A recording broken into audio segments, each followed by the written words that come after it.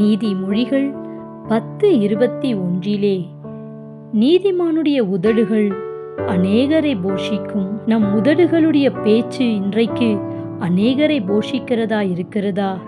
அநேகருடைய வாழ்வை கட்டுகிறதாக இருக்கிறதா? நம் நாவினாலே எப்பேற்பட்ட வார்த்தைகள் புறப்பட்டு கொண்டு இருக்கிறது? மற்றவருடைய வாழ்க்கையை கட்டக்கூடிய வார்த்தைகளா?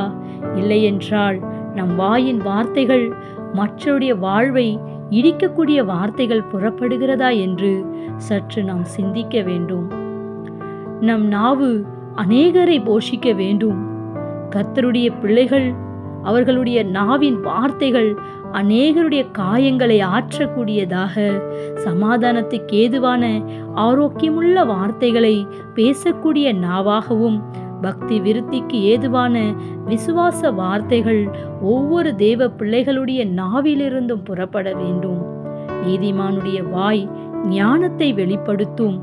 நீதிமான்களுடைய உதடுகள் பிரியமானவைகளை பேச அறியும். Have a nice day. God bless you.